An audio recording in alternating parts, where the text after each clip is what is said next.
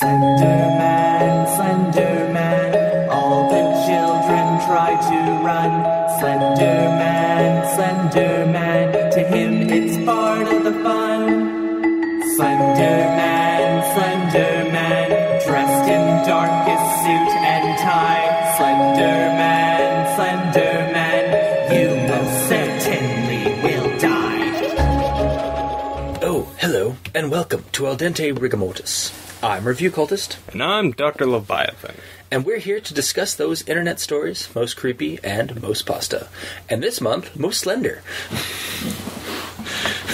For this month is Slendermonth. So we're doing Slenderman-related creepypastas. For this week, we have The Man Who Was Set Free and Hide and Seek, which are two creepypastas done in the Fear Mythos, which is a communal writing circle that writes scary stories or creepy stories, much like creepypastas, based on these entities that are manifestations of fears. And the Slender Man was included into this mythos, so that's why we're doing an episode to cover that. So, again, as always, you can go Google creepypasta and the Fear Mythos. You'll find a lot more information than I could possibly spill out. And check them out. It's a pretty expansive circle of writing. So, but for this one, we're doing Hide and Seek and The Man Who Was Set Free. So we'll start off with The Man Who Was Set Free. It starts off pretty much with a man just in a dark room with a light on above him. He's sitting at a table and he's just kind of explaining who he is and why he's there and stuff. He's a German man who was a guard in Auschwitz. So already we're starting off with a bang. And he said he was a guard there. He didn't, and that he moved the people along into it. But ultimately he left. He got transferred out of Auschwitz and decided to leave Germany. Went to America, found his wife, found his kids. And this is, after the war's over, by the by, not Yeah. This isn't, during the war. But his reasoning is that he was not, he didn't make any of the decisions at Auschwitz. Yeah, he was just a guard. Yeah, he was just following orders, just so that, because, that's pretty important. Yeah. And so, he has children and grandchildren and stuff, and, a lifetime passes, essentially, and he decides that he wants to go, he has to go back. He goes back because then, last week, I saw a man. He was tall and thin and wore a black suit and tie, and he remembered him from when he was a guard there, and that the people that were being carted in were seeing him outside of the fences and outside of the gates and shit. Yeah, and there was some kerfuffle about, stopping that kind of talk. Yeah, his superiors were like, well, we can't have that kind of talk going on for some reason. I never really understood that. There has been I don't understand why the Nazis were like, we gotta put a stop to that. It's like...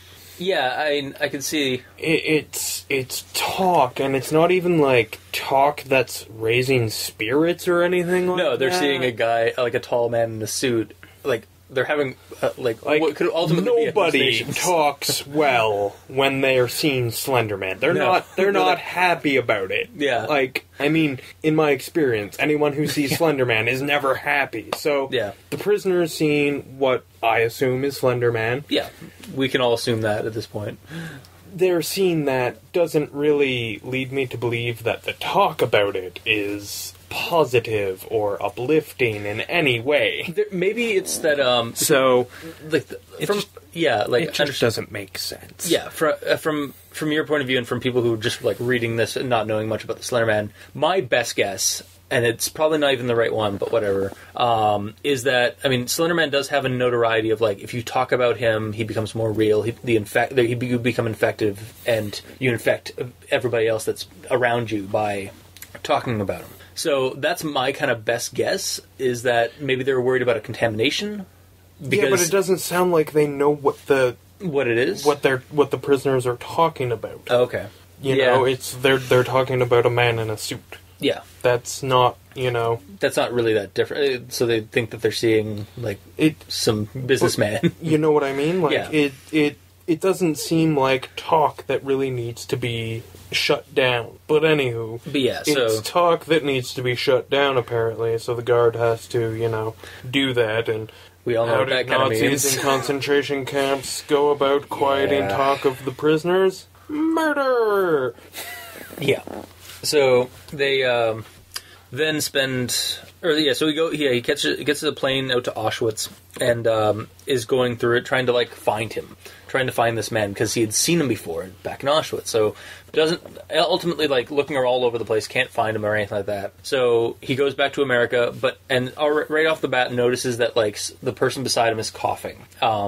And then gets home and finds out that his family is starting to look worse for wear. Like, they're starting to cough, but they don't have colds, and they're starting to look thinner. And then as time like goes on, within like over the course of a couple weeks, his whole family starts degenerating into. Well, it's not just his family; it's everyone. Okay, yeah, right, yeah. It's like everybody around him, everywhere, yeah, is just becoming sick thinner and dying. Yeah, and eventually he leaves his house and there's like nobody around, like there's nobody alive in his neighborhood, in his city, in the country, in the world to him. And then in the middle of the road, the guy in the tall guy in the suit is there, and his face has like thousands of faces, and they start cycling through like different faces, like his family members, and then ultimately it turns into his face, and he starts apologizing for he was just following orders to he had to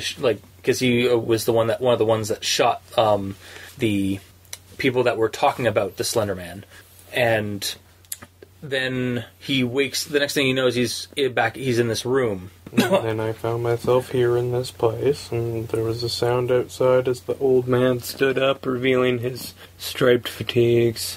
Whatever. Yeah, so he's. It's kind of a weak ending. Yeah. I was also kind of confused by the ending. Like, is he back in Auschwitz then? Is that where we're going for that? Is, like, was he actually, like, did he actually end up back in Auschwitz? Yeah. Okay. Anyway. Your guess is as good as mine. It's vague to the point of incoherent. Yeah, like, I just wasn't sure. I feel like they're trying to do, what the second half of the Hellraiser saga movies were doing, where he's basically in his own little hell. Gotcha, yeah. And because, he was an Auschwitz guard, that's how his hell is basically being a prisoner in Auschwitz. Yeah, actually, it does kind of make sense with... It makes sense, but it's not really handled with the same... Like, I understand you want to be subtle, but, like I said, it's subtle to the point of incoherence at the end. Like, I don't 100% know what they're saying. That's just what I read into it. Yeah. Well, when it started happening, like that he was, like, everybody was dying around him, I was like, well, either this is, like, everybody is, in fact, like, dying around him and he's the only last person, or it's all in his head, or he's been moved to some other reality or something. Yeah. So... I can kind of see that, and is how pretty much the story ends, is that he gets up from that chair that you started off in the start of the story and walks out into a courtyard. Yeah, he goes out into the camp and starts working. Yeah.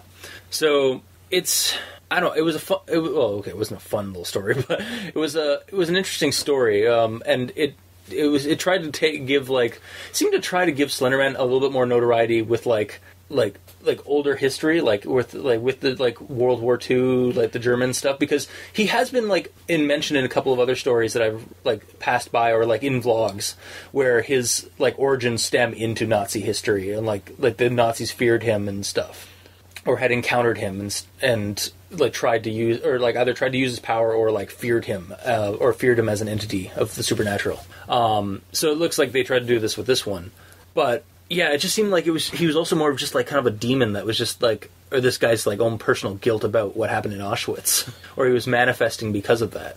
Yeah, I don't know. It didn't seem right, and it was horribly executed. And honestly, it really just felt like Slenderman was Pinhead from the Hellraiser franchise. Yeah, no, I saw that too. And don't get me wrong, I have, X amount of respect for Slenderman, but doesn't really seem like his job. Mm-hmm. Like, that's not what he does. Yeah, well, I mean, it's hard to tell what his job is, but yeah, that's... Maybe I'm wrong, but, that just seems not beneath him, not above him, just outside of what he does. Yeah. Like I said, it felt very much more like a Pinhead story than a Slenderman story. Yeah. And, I don't really think that the two of them have a whole lot in common. Yeah. Again, that's the thing with Slenderman, is that Slenderman it's so is fear, too. Whereas this is suffering. Yeah. This is guilt and suffering. The suffering it's not suffering, guilt, these aren't things that are inherently based solely on fear. Yeah. It can be involved, but, the fear is a facet of the guilt. Yeah, the guy seems to tend more, guilt than, for being in Auschwitz, or for being, doing what he did and stuff like that. It seems like he, that's the reason he went back, too, is that, Well, and it almost seems like when he's like, oh, I was just, a guard, all I did was take orders and execute, he was trying to perform, my duty. At the end of it, it's almost like he wasn't being 100% truthful with that. That was... he was maybe higher up on the guard pole? Yeah, where he actually, maybe was picking some of the people to be dying. Well, yeah, saying that, this person dies today. As opposed to, oh, you want me to kill this person? Okay, I will shoot them. Yeah. I don't know. That's... I don't know. Like I say, it just seems it's more of a personal hell thing as opposed to a fear thing. Like The Road was was pretty fear good for that. Story. Yeah. This one was more you're paying for your sins kind of thing. Which now here, it doesn't from what I've only really gotten a glimpse into the Fear Mythos stuff, but it seems like that's kind of what they do, is that they are these otherworldly entities that pull you into your own personal hells to try and draw you into fear.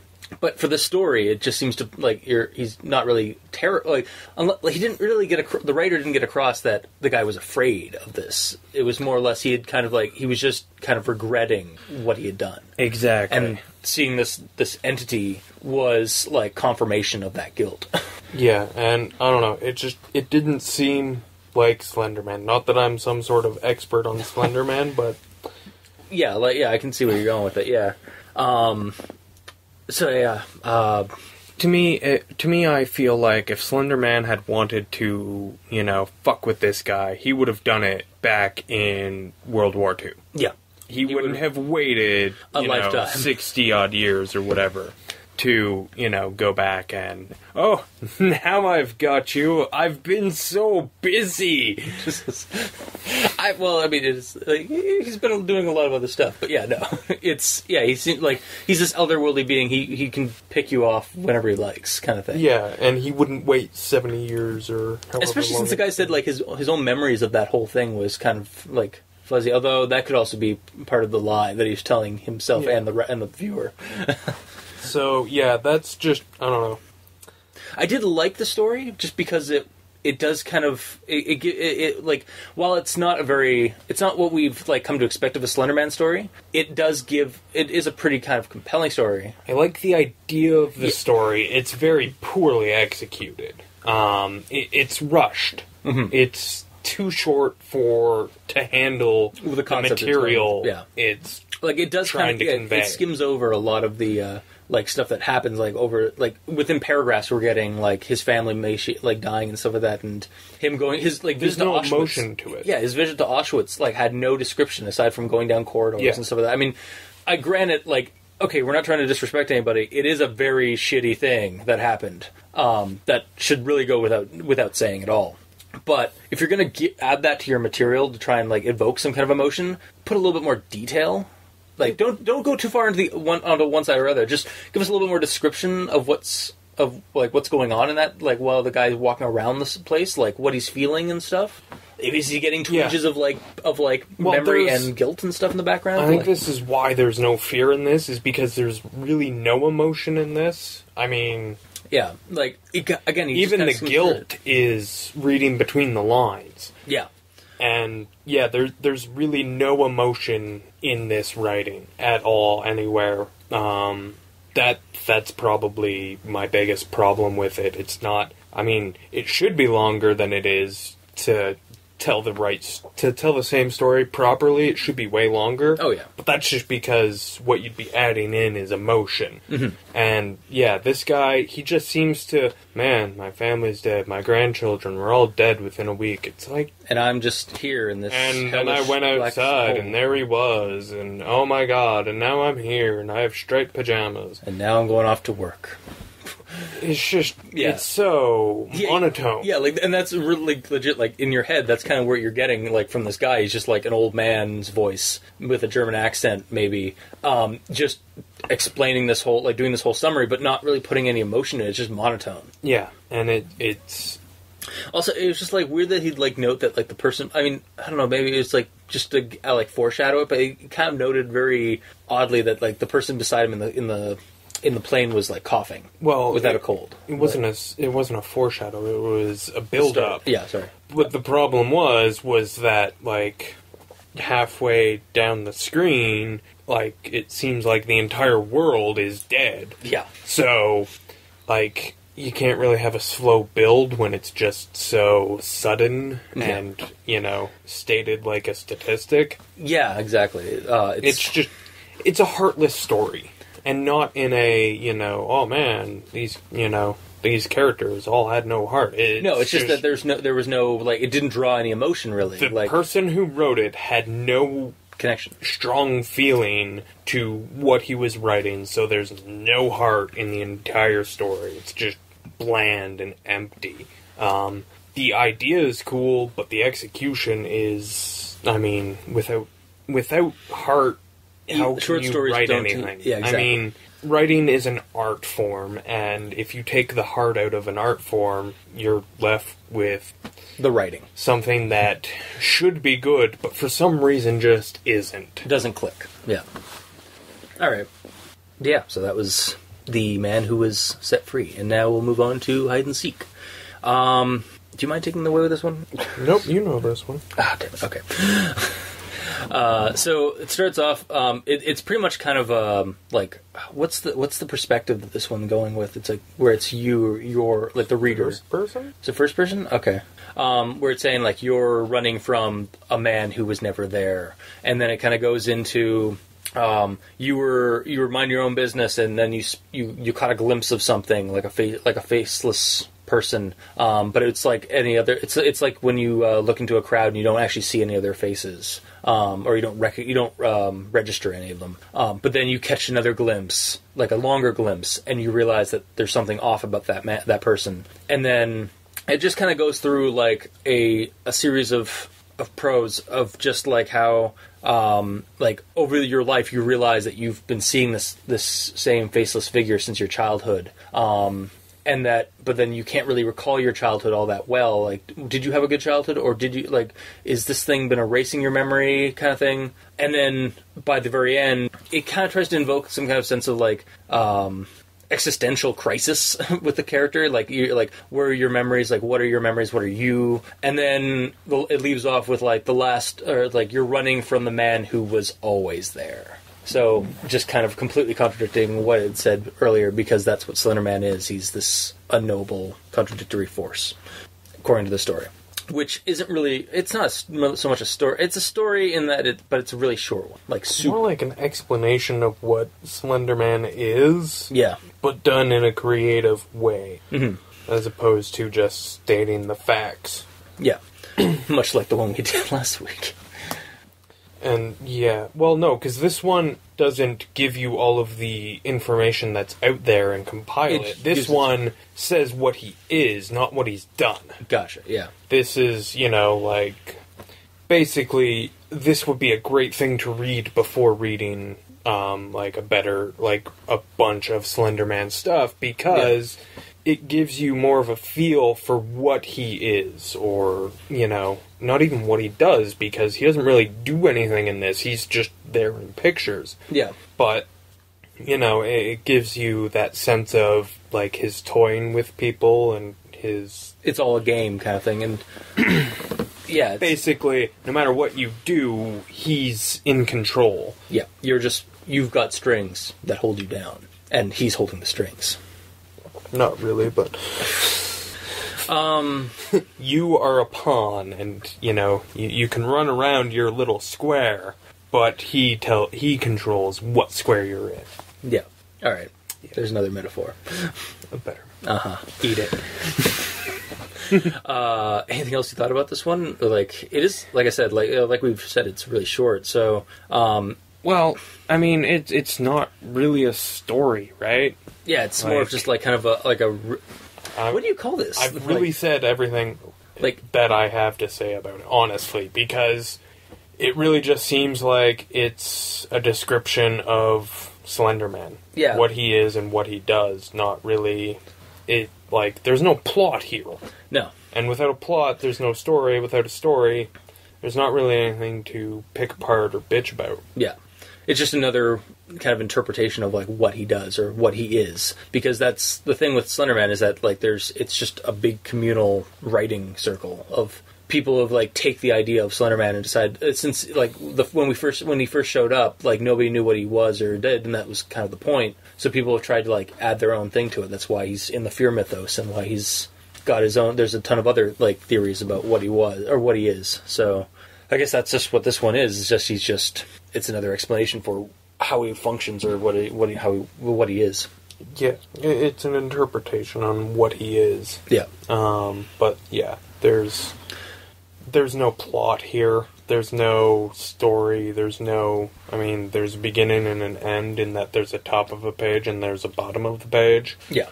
But not really in the writing. Yeah. And this would be a great way to start off reading a bunch of Slenderman stuff, because it would help get you in the right state of mind. Mm-hmm. And it's short, so it'd be a nice little precursor, and then you start reading actual stories with Slenderman, and you're like, oh yeah, because you would start the story, and you've already read this, so you're in the right mindset, so you're going to enjoy the stories more. Yeah. Actually, this one I would actually recommend. You read this one first, and then go... Because a lot of the Fear Mythos stuff is through blogs and blogs, rather than, short stories like what we usually do on the show. I'd almost recommend... for this one, I would recommend reading it, and then watch Trial of Leaves on YouTube, which is a web series that has the Slenderman very similar to this, except more... It's fleshed out with, characters and, them trying to survive a Slenderman that's very much like this guy. So... That would be my 2 pieces on that. As for... Sorry, guys, I guess that's really what we have for the say on this one, but it's really short. Yeah, and there's no real meat to it. Yeah. I would go so far as to say that this... if you've heard about Slenderman and you want to read a bunch of Slenderman stuff... Use this as a... This is what you should start with. Yeah. It will get you in the right mindset, but you really need... something with more meat afterwards. Yeah. Perhaps we should have started with this one and then gone into... Well, there's no... Yeah, there's no real connection. And it wouldn't have fucking helped it wouldn't have helped the man who was set free at all. Yeah. I don't know. I still would recommend that's that the way one. I read them. Yeah. You would recommend it because you like the idea. I can't recommend because the man who was set free because it was poorly executed. An idea does not make a story. An idea... is what a story should start with, not have. I still think, though, a concept like that still merits, at least going over it. Because, mind you, it wasn't horribly written. It wasn't horribly written. It was passionate. There's no passion in the writing. Yeah. And without that, your writing is just... It suffers horribly. Yeah. And, I'm not saying it's, the best one, or, even, a good one. I'm just saying, it does merit a read, at least once. In my opinion, it doesn't merit that. It should just be avoided, because it's a waste of time. The time would be way better spent looking for something better written, in my opinion, because, there's no passion, there's no soul to that writing. It's just, oh, all of these things happened. This must be hell. Oh, it is hell. Okay, bye. Alright, fair enough. And then, yeah, with hide and seek, I would totally recommend reading it, but not just it. Yeah, continue read reading it, and then find some other shit. Yeah, like I said, find some blogs. Like if you haven't, from our first episode of Slendermonth, The Road. Yeah, The Road would have been a good one. Yeah, because that kind of plays off the whole he's there and then he's not, and he likes to play tricks. And it's completely unrelated to what's going on in hide and seek, but The Road was probably the best thing I've read this month for Slenderman. So, yeah, it is odd that because I've been digging and cannot find that many creepypastas that I thought I would find of Slenderman, since he's apparently the icon of creepypasta. There's more long form stuff, which maybe at some point we'll have to actually sit down and read a blog version of one of these stories. Or these series of stories. I'm telling you, that's what we do. I told you that's what we should do, if that's what there is. Yeah, so I think next time we will do that. But for now, I recommend hide and seek as a precursor to more reading. And then kind of a conflicted argument on whether or not you should read. No, they shouldn't. Yeah, I think you should. Yes, but you're wrong. Yeah, of course. And I guess that's this week's episode of Slendermonth. So, as always, if you disagree, if you agree with either of us, send us a tweet at Review Cultist or Dr. Leviathan, though you'll probably have more... you'll probably get a response from me more than the good doctor, at least through that avenue. You can also send us a comment in the comment section below, wherever this gets posted, whether it's on YouTube, Tumblr, Kiwi6. We're on iTunes, so go check us out. Send us a review there. That would be awesome. And you can also send us an email if you'd like to send hate mail or some suggestions and whatnot at aldenterigamortis@gmail.com. That's ALDENTERIGAMORTIS@gmail.com, where you can send us, of course, suggestions for other creepypastas, or, you know what, even blogs or vlogs of Slenderman or other creepypasta entities. So, And we've also recently added to the Tumblr site for Al Dente a donate button. So if you'd like to help us cover the costs of this or any other projects that we here at Al Dente want to do, we will not yell at you for clicking on that donate button. All right. And anything from that will go back into the podcast or other projects that myself or the cultists want to get off the ground. Yeah. All right. That about cover that? Yep. And so I guess until next time, I have been your host, Review Cultist. And I'm still Dr. Leviathan. And this has been Al Dente Rigamortis, Slendermonth. Sleep well. Slenderman, Slenderman, all the children try to run. Slenderman, Slenderman, to him it's part of the fun. Slenderman, Slenderman.